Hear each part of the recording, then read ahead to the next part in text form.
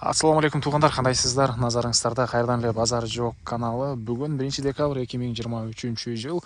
Мен сиздерге туугандар жердин аянты 1,5 гектар болгон чоң мал сарай үй сатылып атыптыр. Ошол жөнүндө маалымат берейин деген. Плюс 11 гектарны бул жерде үйгө мал сарайга жакын жерде айдоо жери дагы бар экен туугандар. Ага дагы арыктан суу барат.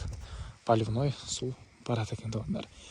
Жайгашкан жери Чүй областы Жайыл району Кара Балта шаарынын түндүк тарабы Жоон Арык айылында жайгашкан. Жоон Арык айыл мынакей түндүк тарабында. Бул Жоон Арык айыл ошондо түндүк тарабында жайгашкан. Мынакей бул жерде 2 этаж чоң үйү. Короосунда бул жерде туугандар 1,5 гектар аян жерде чоң мал сарайлары и плюс бул жакта жакын эле жерде айдоо жери дагы бар экен туугандар. Анан мал менен алектенген дагы жакшы жер. Себеп мал жайганга жайлары, байлап баксаңыздар, айдоо жеринен чөп чыгарсаңыздар болот туугандар. 10 гектар айдоо жери. И дагы бир бул жакта ишкерлик кылсаңыздар болот экен. Бул жерде туугандар 700 гектар айдоо жер бар экен.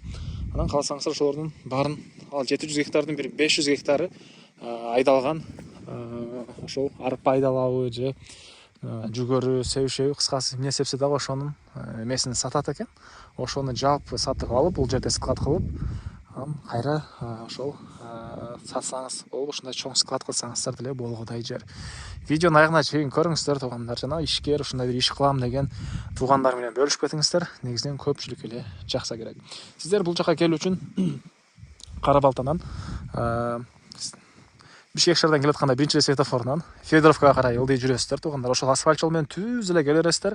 Федоровка, андан кийин дагы айылдар и анан келе берсеңиздер Жоон Арык айылына келип аласыздар. Яндекс картада деле Жоон Арык деп карап көрсөңүздөр болот. Жоон Арык айылдын түндүк тарабында мынакей ушул объект жайгашкан. Эң эле бул жердин аянтынын жеринин түштүк чек арасын эки терек талдан башталат туугандар.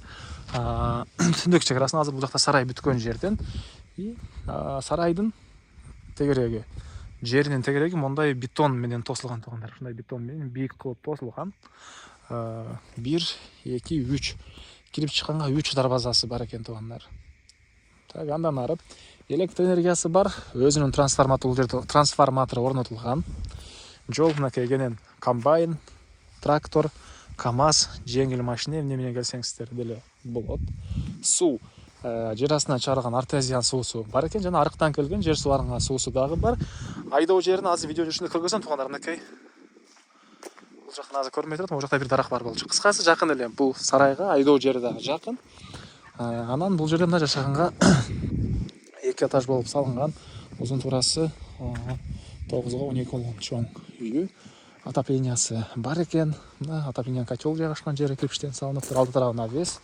Мындай арчалар алды тарабында, өзүнүн трансформатору и мал сарайлардан сырткары бул жанында көл бар экен. Ушул көл деле ушул үй ээсине караштуу. Калсаңыздар мал менен биротого балык менен алектенсеңиздер болот туугандар. Бул мынакей үйүбүздүн негизги кирүүчү эшиги. Бул жагында отоплениянын котелу туугандар. Мынакей азыр сиздерге ички тарабына көргөзөйүн. Мынакей туугандар, бул үйүбүздүн кире бериши. Жана айткандай узун туурасы 12,9 болгон 2 этаж үй. Кире бериш коридор. Бул жерден 2-чи этажга жана бул жактагы калган бөлмөлөргө өтүп кете аласыз. Мынакей бул жакта чоң мондай зал жайгашкан. Көрүп турсаңыздар, ремонт, дуалдар обой, түштүк тарабынан катарынан 3 терезе, люстралар, отоплениянын батареялары. Үй жылуу экен туугандар. Мынакей. Так, андан ары бул жагында болсо тамактануучу бөлмөсү. Мынакей батыш тарабынан терезе. И бул жагында мына кухня жайгашкан. Раковина суу чыгарылып тур, кухонный мебелдер. Батыш тарабынан терезе. Мына көрүп турсаңыздардай ремонт туугандар. Эми андан ары сиздерге 2-чи этажды бул жакта дагы бир бөлмө. Ажаткана, душ, мынакей. Суу сарысынан менен жылыйт, отоплениянын батареялары. Бұл екінші этажға кеткен тепкіштер.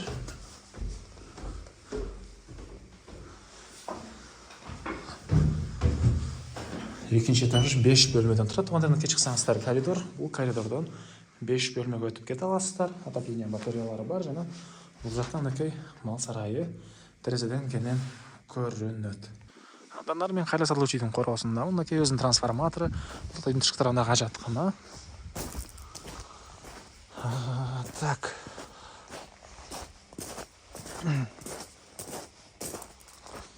Андан ары мына бұл жерде сарайдың қорғасына кірген бірінші дарбаза. Бұл жақта бір калитка. Бұл жерде деле туғандар мына ондай чоң ушундай тегеринде тосылған жері бар екен. Негізінен күз айларында жылғы қармайын дейді бұл жерде туғандар. Анан кеде ол жақтарға мындай жем сақтап ушундай жинаған жері. И мындай чоң прожектор дейби мындай ушундай да бар екен. Эштетсеңиздер болса керек. И жернин участогын тегеринде ушундай бетон забор менен тосылган тугандар. Бетон забор менен тосылган. Бул жерде бир мындай чоң склад. Бул жерде бир мындай чоң склад. Су жер астынан артезиан суу чыгарылган. Азыркы учурда үй ээси өзү мындай үндүк багып алектенет экен. Негизинен мал менен алектенгенге мына бул жакта 71ге 10 болгон чоң мал сарайы тугандар. Мынакей. И бул жагында 65ке 9 болгон мындай навес. Түндүк навестин түндүк тарабы кирпич, батыш чыгыш тарабы кирпич. Мына түштүк тарабы мындай ачык тугандар. Мынакей. Ушундай навеске. Негизи бул жагын кирпичтен уруп койсоңуздар, ал деле сарай эле болуп калат тугандар. Так, андан ары дагы мен Алматы. Мына суу бул жактан чыгарылыптыр. Бул жанындагы арыктан аккан суу, бул тарабынан дагы арыктан аккан суу бар. Негизинен жаз айларында азыр деле агып турат тугандар суусу. Малды ошол жака эле сугарсаңыздар болот. Жайсаңыздар. Так, бул жерде эгер малчы жалдайм десеңиздер, малчы үчүн үй, бул дагы кирпичтен экен тугандар. Жана айткандай мына тегеринте мындай жери забор менен тосулган и документтери боюнча чертожу дагы бул жердин. И кызыл китеби дагы бар экен тугандар. Кызыл китеби дагы, чертожу дагы бар. Так, биринчи жолу сиздерге бул 71ге 10 болгон чоң мал сарай ички тарабын көргөзбөйт. Анын ичи дагы кирпич, стенасы кирпич. Азыр ички тарабын көргөзөйүн сиздерге тугандар. Так, дагы эмне болот? Мынакей ушундай кенен жер. Ошол бул үй ээси бул жакта 700 гектар айдоо жер бар дейт негизи. Анын баарына ошол жүгөрү, арпа, буудай эгилет экен. Анын 80%тен көбүнү сатышат дейт дыйкандар. Ошол негизинен ошол жерден бул жерден оптон баада алып, анан кайра жыйнап сактап сатканга склад кылсаңыздар деле болгодай жер экен. Бул мына сарайдын ички тарабы тугандар. Бул жерде сарайдын ички тарабы, бул жагында буга чейин кой кармалган окшойт тугандар. Аркы жагында буга кармаганга, куй кармаганга дагы жер бар. Азыр ал жагында көргөзөм. Электр энергиясы киргизилиптир. Электр энергиясы бар. И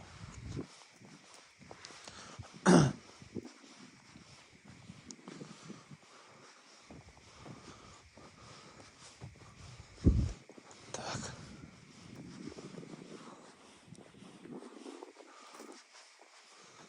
Бул тарабында дагы бир кирип чыкканга эшиги.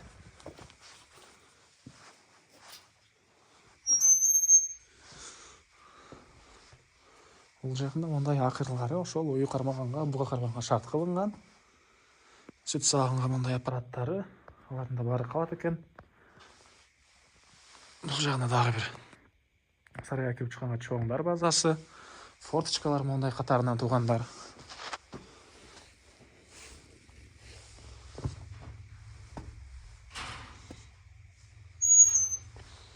О жерде чөп майдылаган аппарат да бар экен тугандар, могу жердин ичинде. И мынакей дагы мондай бош жер. Бул жер монтип тосулуп тур тугандар забор менен. Бул жакта объект ээси жылкы кармайт экен тугандар. Бул жакта жылкы кармайт экен. Так. Экинчи дарбаза и үчүнчү дарбаза бул жактан орнотулган. Үчүнчү дарбазасы бул жактан орнотулган. Бул жактан. Негизинен жайгашкан жери мага жакты туугандар. Тегерек четтер полялар тынч, жакшы жер. Эгер балаңыз бул жерде жашап мал кылам, ошол ишкерлик кылам десеңиз, балаңыз бул жерде мектепке, бул айылдын мектебине барып келет экен туугандар. Мектеп, садики бар экен бул айылда. Анан бул жагы мондай навес, азыркы учурда бул жагын крышасы жок экен. Ал жагын крышасы бар, литраны чөп сактаган үчүрү объектеси. А бул тарабында мынакей ушундай. Бул жагы арты тарабы кирпич, эки капталуу кирпич жана алды тарабын да кирпич кылсаңыздар, эгер забор деле, сарай деле болуп калат туугандар.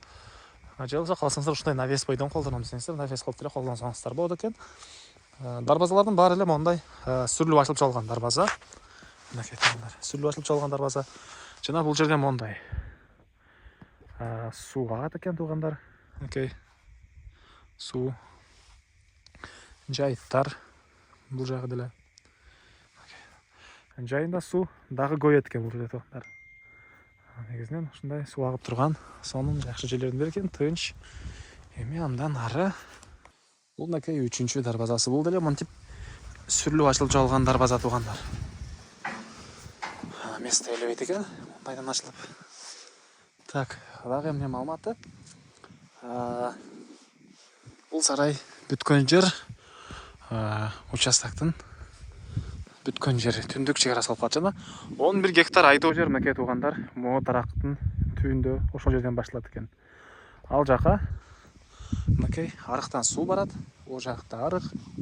Бул арыкта азыр дагы суу бар экен туугандар.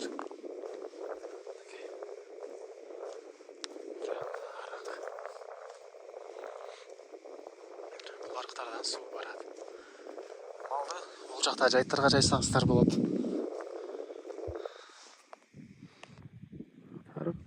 Малды бул жакта жайыттарга да жайса болот экен туугандар. Жана айткандай, тегерекчет 700 гектар айдоо жер. Жана айткандай, жем склад кылып, ошол анан сактап ушинтип сатсаңыздар деле болгодай жер экен. Так. Баасы бул объекттин туугандар $370,000 сурап атыптыр. Объектеси анан дагы сүйлөшүү болот. Кимге жаккан болсо, ээсинин номери экранда жана описанияда ээсинин номери жазылып турат.